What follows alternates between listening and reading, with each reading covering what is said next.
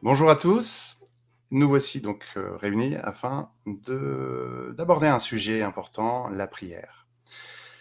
Nous allons prendre le temps de voir comment elle peut être utilisée pour venir en assistance à nos frères qui sont dans cette souffrance qui peut effectivement nous prendre à tout instant et nous dérouter de ce chemin vers la paix intérieure, vers le bonheur intégral.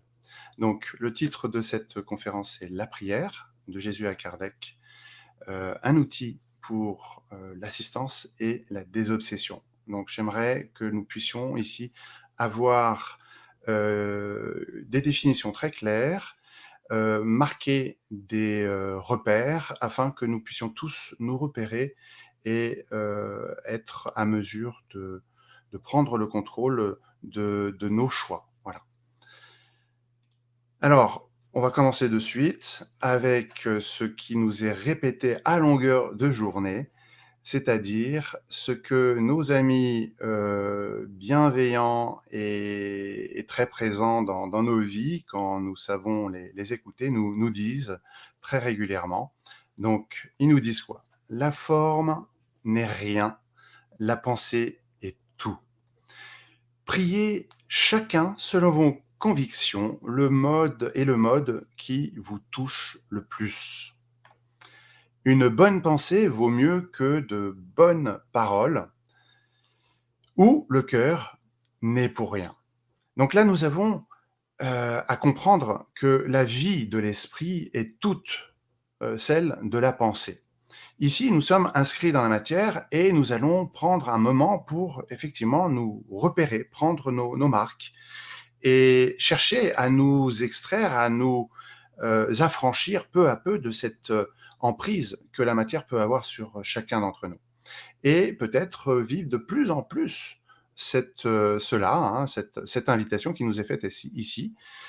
La forme n'est rien, la pensée est tout. Une définition qui permet de poser le cadre et de savoir où nous en sommes par rapport à la prière. La prière est une pensée dirigée vers un but déterminé. Et nous savons que beaucoup d'entre nous allons mettre d'autres définitions que cela. Donc, finalement, la prière n'est qu'une simple pensée. À nous de la diriger, de l'orienter dans un but déterminé. À nous de fixer des objectifs, à nous de mettre en place des étapes pour atteindre cet objectif. La prière nous y aide. Alors, lorsque la prière est adressée à Dieu ou à un esprit ou à des esprits, qu'ils soient désincarnés ou incarnés, il va y avoir différents cadres, donc différents objectifs, différents buts déterminés. On va l'orienter de façon différente. Lorsque cette prière que nous allons formuler ou penser, vivre, est adressée à Dieu, elle peut être une demande, elle peut être un remerciement ou encore un acte d'adoration, d'humilité et de soutien, c'est-à-dire rendre hommage à Dieu.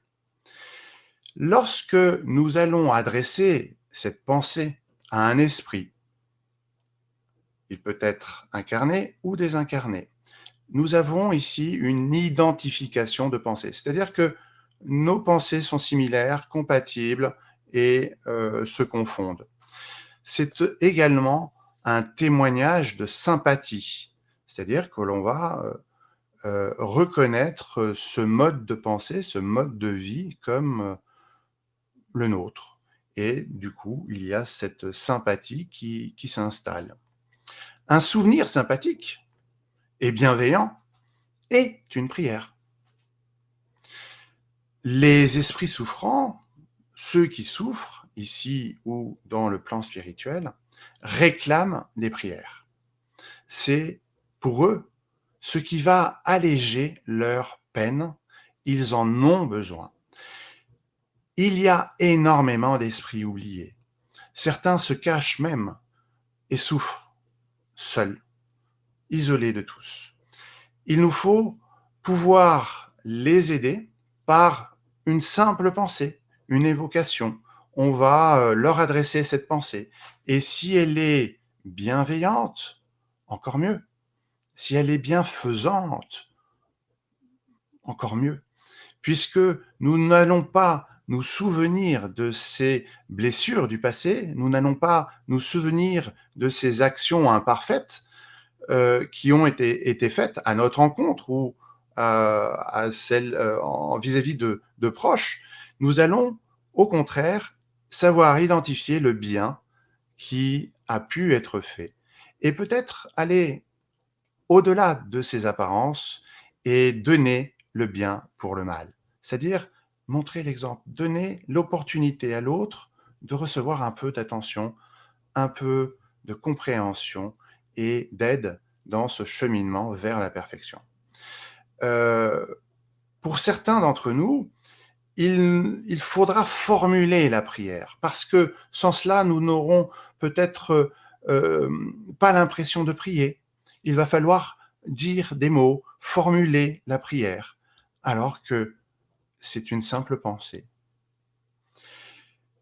Euh, par exemple, un parent qui va faire en sorte de donner les meilleurs repères qui soient à son enfant et va s'efforcer de travailler pour que son enfant puisse avoir un cadre de vie propice à l'épanouissement et à la réalisation complète de soi, eh bien, il fait une prière. Il agit pour le bien.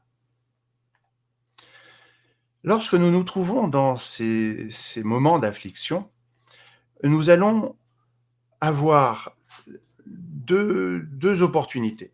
Nous pouvons donc comprendre la prière comme étant une invocation ou une évocation par laquelle nous allons appeler à soi tel ou tel esprit. Qu'est-ce que ça signifie? L'invocation, c'est appeler Dieu en soi. Nous allons chercher à le vivre pleinement, en nous-mêmes, au plus profond de notre être. Et lorsque nous évoquons un esprit, nous l'appelons auprès de nous pour que nous puissions nous sentir accompagnés. Lorsque cette prière est adressée à Dieu, il va nous envoyer ses messagers, les bons esprits. Ils viennent à notre aide pour que nous puissions recevoir cette force morale, et souvent elle nous manque, et ils vont aussi nous suggérer les pensées nécessaires pour que nous puissions nous sortir de cette affliction, de sortir de ce moment qui nous peine. Il est important donc de savoir identifier l'aide qui nous est envoyée pour que nous puissions la mettre en œuvre, l'utiliser et la mettre en œuvre. Souvent, on est tellement pris par ces afflictions, ces agitations du quotidien que on tourne en boucle fermée dans cela, sans voir au dehors. Donc, à nous de comprendre comment sortir de notre routine, de notre façon de penser, de notre façon d'agir, de vivre, et d'oublier toutes nos vieilles habitudes pour enfin nous permettre d'adopter de nouvelles, bien plus heureuses, bien plus aidantes, et qui vont nous permettre de faire de nouveaux choix, de nouvelles expériences. La prière nous distingue des animaux. Kardec nous dit que le seul aspect qui nous différencie du règne animal, c'est justement ce sens moral spécial. C'est cela qui nous permet de connaître Dieu. Un jour, nous comprendrons ce qu'est Dieu et nous pourrons enfin le vivre pleinement. La prière, c'est un besoin universel. La prière est le plus puissant soutien moral dans l'adversité, puisque nous allons nous relier à cette source qui nous a créés, nous relier à ces ressources qui sont accessibles, qui sont là pour que nous puissions nous révéler pleinement, totalement, intégralement, et aller au-delà de ce moment qui est difficile à vivre. Euh, Toutes ces ressources sont inscrites en nous, dans notre conscience. À nous de comprendre cela, à nous d'identifier ces ressources, à nous de pouvoir le vivre pleinement. Et la prière est l'outil qui nous permettra de nourrir cela, de nourrir notre compréhension de cette nature euh, spirituelle, de cette nature réelle, de notre vraie nature. Nous sommes des êtres de lumière, des êtres divins. Par la prière, nous pouvons révéler cette vraie nature. L'être humain élève son âme, il entre en communion avec Dieu, il s'identifie avec le monde spirituel, il se dématérialise, condition essentielle pour son bonheur futur. Nous allons prendre un peu de distance avec ce quotidien très présent. Nous allons nous affranchir peu à peu de cet environnement très matériel. Nous sommes inscrits nous-mêmes déjà dans la matière et nous nous retrouvons dans un environnement très dense. Et l'idée, c'est d'éviter d'oublier cette nature spirituelle qui est la nôtre. Et donc, de pouvoir revenir à cette source pour nous y abreuver, nous régénérer et nous apaiser. Le bonheur intégral, c'est ça, c'est le respect parfait, constant des lois divines, de la volonté de Dieu. Sans la prière, nous avons ici un tout autre panorama qui va s'imposer à nous. Les pensées restent sur Terre, elles sont dirigées vers ce qui est présent ici, dans la matière. Elles s'attachent de plus en plus aux choses matérielles. De là, un retard à notre avancement. J'aimerais pouvoir faire en sorte que nous puissions comprendre cet antagonisme ici. Il y a le travail, et on nous dit que le travail est toute occupation utile, qui va s'opposer à l'oisiveté. C'est pour ça que nous avons ici l'exemple, pour certains, du bonheur, d'un certain bonheur, l'absence de travail. Et d'un point de vue moral, nous comprenons que l'esprit n'a pas besoin de repos, comme le corps, il a besoin de progresser, de s'améliorer sans cesse. Et donc l'oisiveté, c'est juste l'opposé de cette notion de travail. Nous avons dans la question 943 le rappel de cela. Donc, dans le livre des esprits, on nous dit d'où vient le dégoût de la vie qui s'empare de certains individus sans motif plausible. La réponse est simple, effet de l'oisiveté, du manque de foi et souvent de la satiété. C'est-à-dire que il nous manque quelque chose et on va le compenser par ce qui se trouve à portée de vue. Et on oublie cette vue de l'esprit. Nous allons prendre tout ça au premier degré. Le commentaire de Kardec sur cette réponse qui nous est faite par le plan spirituel, c'est pour celui qui exerce ses facultés dans un but utile et selon ses aptitudes naturelles, le travail n'a rien d'aride et la vie s'écoule plus rapidement. Il en supporte les vicissitudes avec d'autant plus de patience et de résignation qu'il agit en vue du bonheur plus solide et plus durable qu'il attend. Donc lorsque nous savons où nous allons, c'est beaucoup plus simple d'y parvenir. Nous allons pouvoir mettre en place un plan d'action. Heu, Lorsque nous sommes ici, souvent on oublie parce qu'on se laisse porter par les événements. Heu, L'importance que l'homme attache aux biens, temporels, terrestres, matériels, est en raison inverse de sa foi dans la vie spirituelle. C'est le doute sur l'avenir qui le porte à chercher, ses joies en ce monde, en satisfaisant ses passions, fût-ce aux dépens de son prochain. C'est-à-dire que moi d'abord, je vais faire en sorte d'être confortable ici, et ce confort est très, limité dans le temps. Il y a un manque de perspective, et souvent notre regard, ne porte pas suffisamment loin et ne s'affranchit pas de cette vision, matérielle que, nous avons ici. Alors à nous justement de de nous éduquer, de nous instruire sur cette vie spirituelle, sur notre nature, intime, notre vraie nature. Qui sommes-nous réellement? Que sommes-nous réellement? Alors ici, je vous ai mis, 3 exemples, 3 illustrations de ce que, pour moi, la prière représente. Imaginons que nous sommes dans un véhicule. Ce véhicule, va progresser ici dans la matière.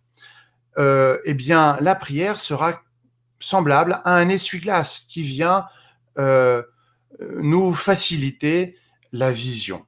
Et sans la prière, eh bien notre vision est bien plus courte.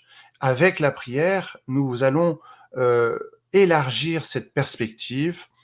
La prière est là aussi pour colmater les brèches. Tout ce qui va faire en sorte que nous allons oublier notre vraie nature et nous allons nous laisser imprégner par ces agitations, heu, hem, extérieures. Imaginons que ce véhicule, c'est comme si c'était une bulle dans laquelle nous nous trouvons, et puis au fur de notre progression sur le chemin, sur ce chemin ici, matériel, terrestre, nous allons recevoir, différents éléments, de la boue, du vent, de la pluie, et tout ça vient, empêcher cette vision claire, de l'environnement dans lequel nous nous trouvons. Eh bien, on va, de temps en temps, nettoyer cela, par la prière. Une autre image, c'est celle de la barque. Avec la prière, nous pouvons, à tout moment prendre cette barque et avancer, aller, où nous devons aller, et donc être utile, vivre, faire des expériences. Nous allons prendre, faire attention à ce véhicule qui nous permet de nous déplacer. Sans la prière, elle va,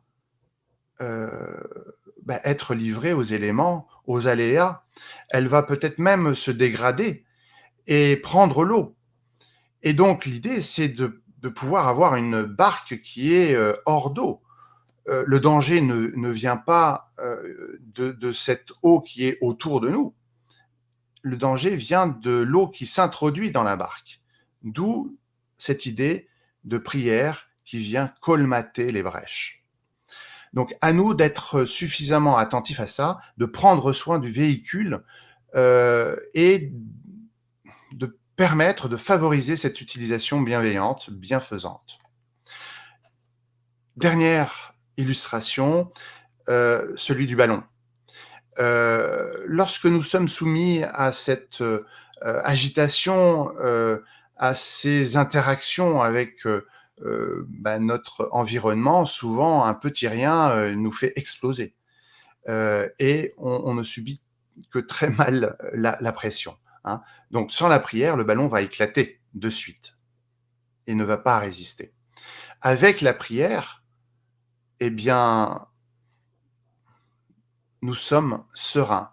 Nous allons passer outre toutes ces petites égratignures du, heu, du cheminement, hein, de ce voyage, parce que nous savons où nous allons, où nous nous dirigeons. Et tout cela n'est pas important parce que nous sommes focalisés sur l'objectif. La prière a une réelle action matérielle, un effet qui se voit, qui se ressent, qui peut même se mesurer dans la matière. La prière est une transmission fluidique d'énergie. C'est un puissant auxiliaire pour le soulagement des maux corporels. La prière vient nous soulager physiquement, moralement. C'est comme une transfusion d'énergie, une régénération de l'état. Pour certains d'entre vous, vous avez peut-être déjà reçu un pass spirit, cette imposition des mains, qui va nous permettre de ressentir la puissance de la pensée, cette intention d'aider l'autre. On va la ressentir. La pensée, c'est finalement l'occasion de manifester la puissance de la prière.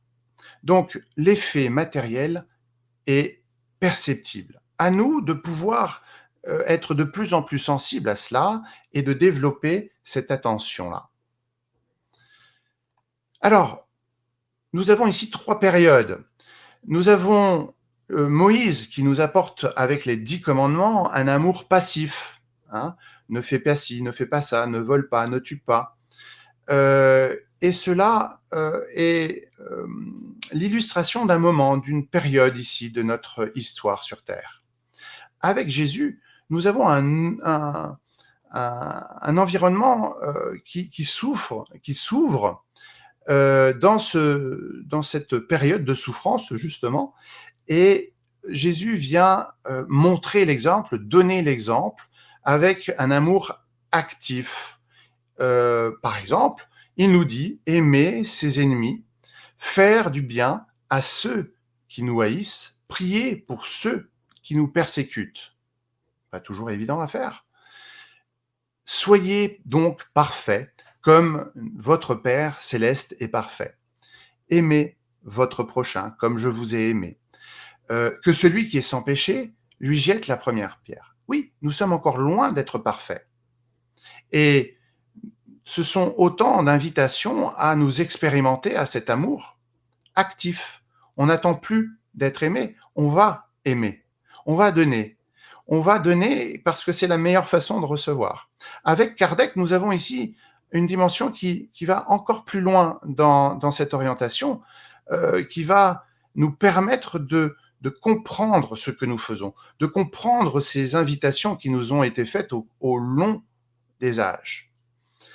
Le spiritisme bien compris, nous dit-on, mais surtout bien senti, donc bien vécu, conduit forcément au résultat ci-dessus, qui caractérise un vrai spirit, comme le vrai chrétien.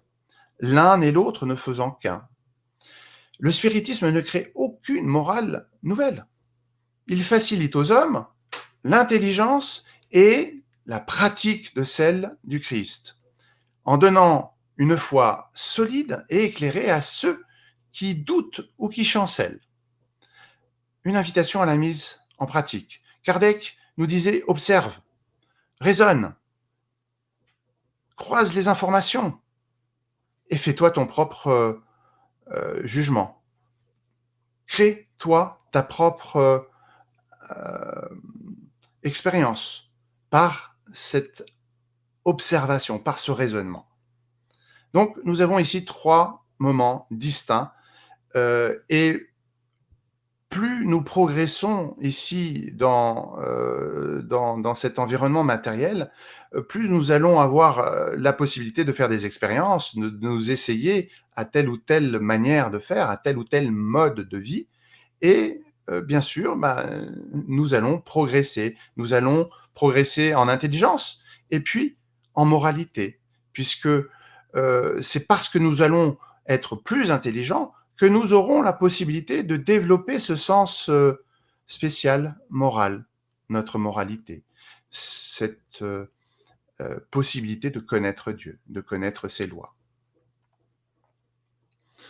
Alors la volonté se doit d'être dans notre quotidien, mais une volonté active. La volonté, c'est cette respiration nécessaire à l'âme. Imaginez-vous que nous soyons sous l'eau, immergés, illustrant cette affliction, ces moments difficiles que nous pouvons vivre peut-être en ce moment. Et nous voulons respirer. Nous avons besoin de respirer. Eh bien, notre pensée va être de sortir la tête de l'eau pour enfin pouvoir respirer. Eh bien, la prière, c'est ça. À nous de diriger notre pensée dans cette intention, dans cet objectif. Parfois, nous nous laissons submerger par les situations du quotidien, par manque de vigilance, comme une feuille qui est livrée au gré du vent. On va être emmené par les éléments, par les situations. Et puis, il y a ce proverbe touareg, berbère, que j'aime bien citer souvent, c'est « Si tu ne sais pas où tu vas, tu risques de mettre longtemps à y arriver ». Donc à nous de prévoir où nous allons nous diriger. On nous dit aussi « Aime Dieu et sache pourquoi tu l'aimes ». À nous de mettre cette conscience, cette compréhension, et donc de diriger notre pensée, de savoir pourquoi je fais tel et tel choix aujourd'hui. Alors l'obsession, qu'est-ce que c'est? L'obsession, c'est cette influence, cet empire, cette emprise que les esprits savent prendre sur certaines personnes. Et là, à nous, encore une fois, d'être éveillés, de savoir si le choix que je fais est bien le mien et si il est bienfaisant pour moi. Parce que parfois, on subit le choix des autres. Eh bien, cette obsession, c'est finalement, elle nous renvoie à notre imperfection, à au fait que nous soyons encore des enfants, ni plus ni moins. Nous sommes comme cet enfant qui, va faire, l'expérience, qui lui permettra de grandir, qui va, ensuite pouvoir raisonner sur cette expérience qui est faite. Parce que nous sommes avant tout des êtres relationnels, des êtres qui vont être en relation à soi, à autrui et à Dieu. À nous de comprendre cela, à nous de comprendre que, à travers cette relation, nous allons élargir notre champ de perception, notre champ de conscience, notre champ de compréhension.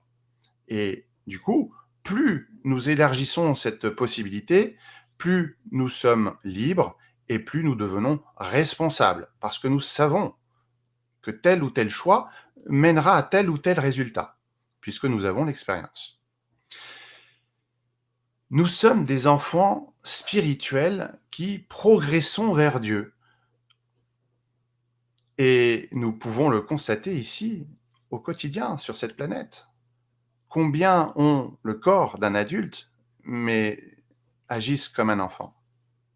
Alors, que nous disent nos amis bienveillants qui concourent à notre progression ici, celle de l'humanité? Ils nous disent quoi? Que l'obsession, ici, cette emprise, cette influence des esprits n'a jamais lieu que par les esprits inférieurs, qui cherchent à dominer. Les bons esprits se font éprouver, ne font éprouver aucune contrainte. Ils ne vont jamais s'imposer à nous. Ils conseillent, combattent l'influence des mauvais, et si on ne les écoute pas, ils se retirent. Les mauvais, au contraire, s'attachent à ceux sur lesquels ils trouvent prise. S'ils parviennent à prendre de l'empire sur quelqu'un, ils s'identifient avec son propre esprit et le conduisent comme un véritable enfant. C'est-à-dire que, imaginons que je veux quelque chose et que je suis auprès de quelqu'un qui peut le faire à ma place, eh bien, je vais lui demander de le faire pour moi et je vais imposer ma volonté à l'autre. Alors, on peut illustrer ça ici dans la vie de tous les jours, quand parfois quelqu'un nous demande quelque chose et pour X raisons, nous avons choisi de répondre positivement à cette demande. Mais imaginons maintenant que nous sommes dans deux dimensions différentes, cette dimension matérielle et la dimension spirituelle.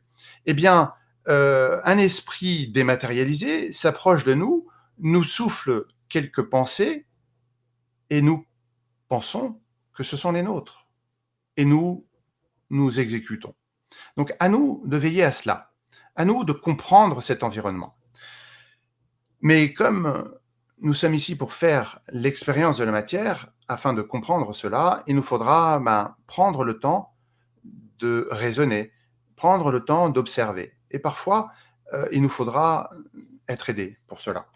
Et c'est pour ça que, souvent, incapable de faire ce pas, ce premier pas, nous avons besoin de l'aide extérieure. Nous allons commencer peut-être par imiter l'autre et peut-être demander à l'autre comment il le fait, lui, comment tu arrives à avoir tel et tel résultat. Eh bien, cette assistance n'est sûrement pas l'économie de la réalisation personnelle. C'est-à-dire qu'on ne va pas faire à notre place. Parce que si c'est cela, nous n'allons rien apprendre. C'est en voyant que nous comprenons et c'est en faisant que nous apprenons.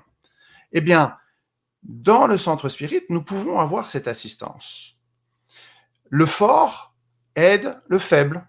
Celui qui a compris explique à celui qui ne l'a pas encore compris.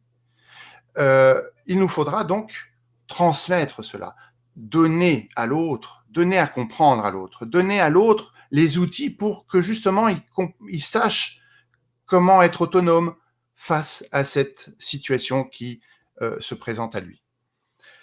La meilleure façon de transmettre cette information, c'est de finalement éduquer l'autre, c'est l'exemple. On le voit dans la famille, le parent qui reçoit un coup de fil, l'enfant décroche, on lui demande si son père ou sa mère est là, et il fait des grands signes en disant non, non, non, non, dis-lui que je ne suis pas là, en chuchotant.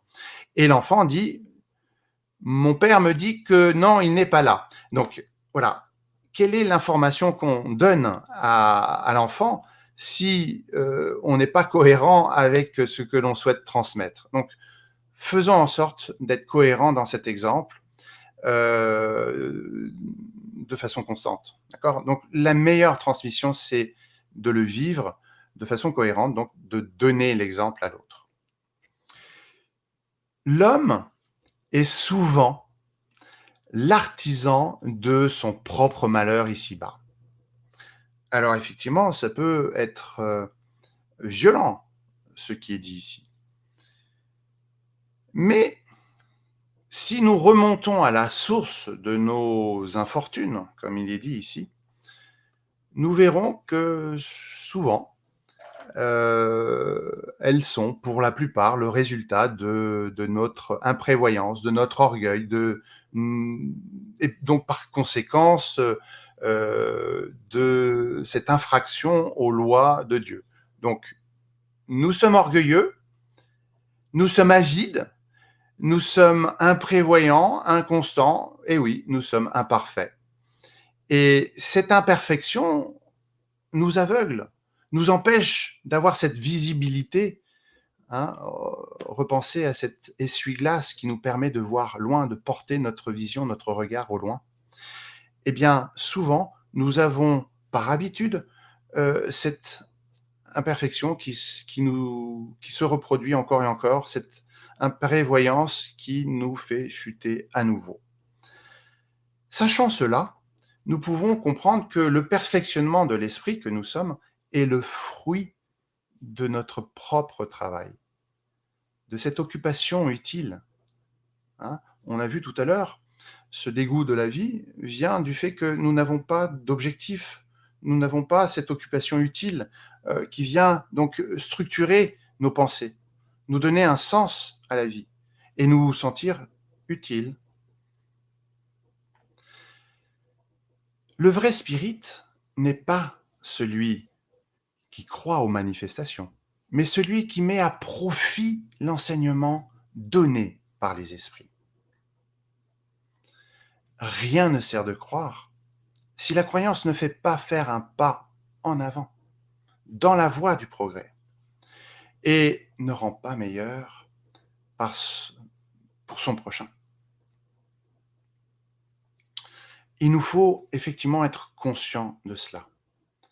Le spiritisme nous le dit souvent, il n'y a pas de régression possible, il y a tout au mieux, enfin tout au pire, une stagnation.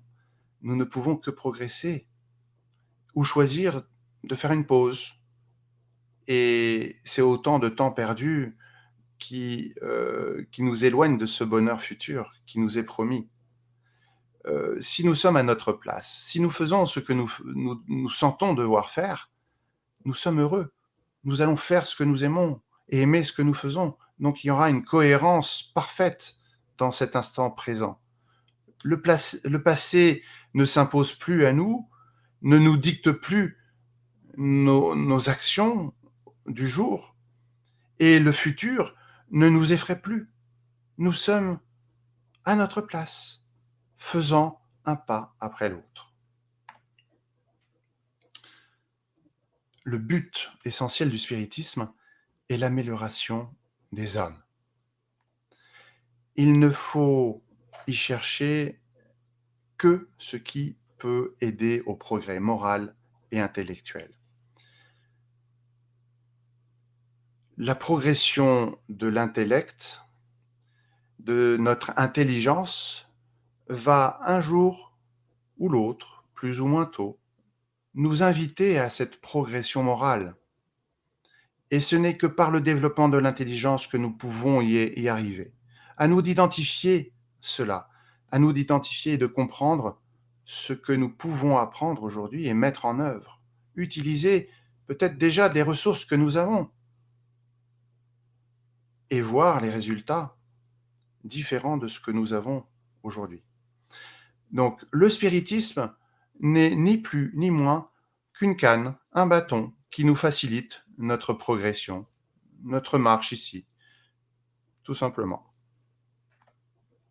Et pour conclure, j'aimerais ici laisser ce message qui nous invite justement à cette compréhension. Spirit, aimez-vous, voilà le premier enseignement. Instruisez-vous, voilà le second. La vie est faite d'apprentissage, d'expérience, de partage.